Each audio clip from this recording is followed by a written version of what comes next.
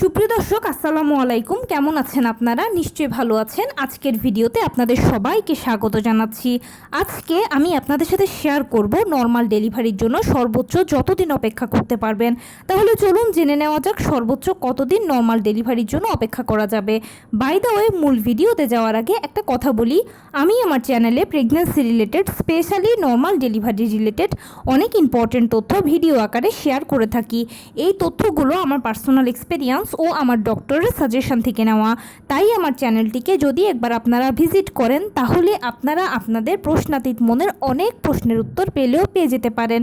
আমন্ত্রণ জানাবো আমার চ্যানেলটিকে একবার ভিজিট করে দেখার জন্য। এবারে চলুন মূল আলোচনায় যাওয়া যাক। আমি শুরুতেই বলেছি আজকে আলোচনা করব নর্মাল ডেলিভারির জন্য সর্বোচ্চ যতদিন অপেক্ষা করতে পারবেন।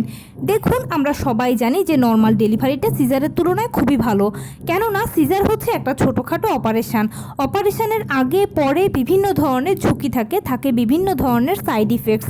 সিজারিয়ান পেশেন্টকে সারা জীবনভর কিছু না কিছু রোগশোক বহন করার পাশাপাশি বিভিন্ন ধরনের নিষেধাজ্ঞা মানতে হয়, কিন্তু নর্মাল ডেলিভারির পেশেন্ট এর সব কিছু থেকে সেফ ও সিকিওর। আরামসে নর্মাল ডেলিভারি পেশেন্ট দিনাতিপাত করতে পারেন, তাদের কোনো রেস্ট্রিকশনস নেই। সেজন্য আমরা সবাই নর্মাল ডেলিভারিকে পছন্দ করি। কিন্তু নর্মাল ডেলিভারি হচ্ছে একটা প্রাকৃতিক পদ্ধতি। এখানে যে 5টি ধাপ রয়েছে, প্রতিটি ধাপই কিন্তু প্রাকৃতিকভাবে শুরু হয়ে প্রাকৃতিকভাবেই শেষ হবে। এখানে জোর করে ডাক্তার দিয়ে টানা হেঁচড়া করে ওষুধ খেয়ে কোনো ক্রমেই কিন্তু এই ডেলিভারি কাজটা করা সম্ভব নয়। এটা সম্পূর্ণ একটা প্রাকৃতিক পদ্ধতি, প্রাকৃতিকভাবে এখানে সব কিছু হবে।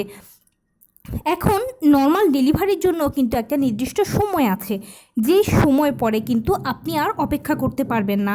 এরপরে আপনাকে সিজারে যেতে হবে। কেন, তার সব কিছুই এখন বলছি। নর্মাল ডেলিভারির জন্য আপনি সর্বোচ্চ 37 থেকে 40 সপ্তাহ পর্যন্ত অপেক্ষা করতে পারবেন।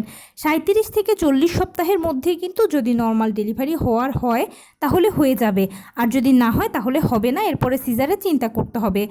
আপনার ডক্টর প্রথম কনসিভ করার পরে আপনাকে একটা ইডিডি বা এক্সপেক্টেড ডেলিভারি ডেট দেবে। এই সম্ভাব্য ডেলিভারির তারিখের বহু আগেও ডেলিভারি হয়ে যেতে পারে, বহু পরেও হয়ে যেতে পারে। যদি আপনার এই তারিখটা মিস হয়ে যায়, মানে যেই তারিখটা ডাক্তার সম্ভাব্য দিয়েছে সেই তারিখে যদি আপনার ডেলিভারি না হয় বা তার আগেও যদি ডেলিভারি না হয়, তখন সেক্ষেত্রে আপনার করণীয় হচ্ছে আবারও ডাক্তারের কাছে যাবেন। ডাক্তার তখন পরীক্ষা নিরীক্ষা করে দেখবেন যে আপনারা মা বাচ্চা উভয় সুস্থ আছেন কিনা, বাচ্চার নড়াচড়া ঠিক আছে কিনা।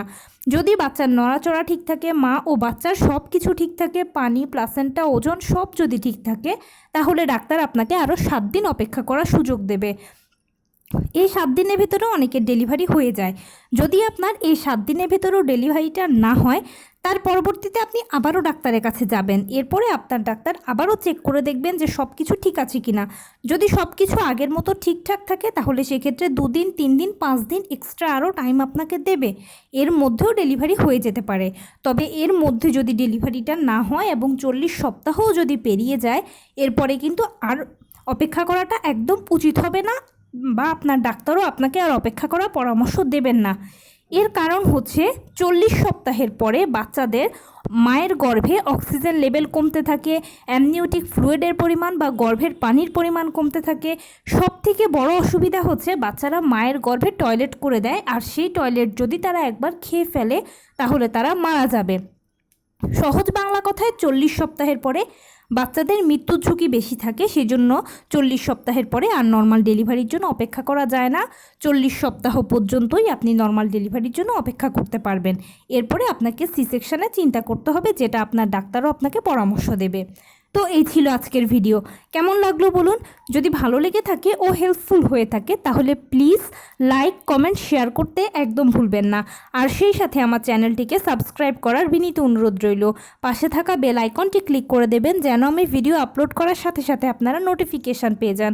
যদি কোনো প্রশ্ন থাকে কমেন্টসে জানাবেন, আমি রিপ্লাই দেব।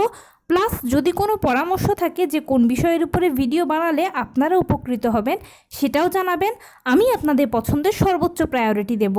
ভালো থাকবেন, সুস্থ থাকবেন। আসসালামু আলাইকুম।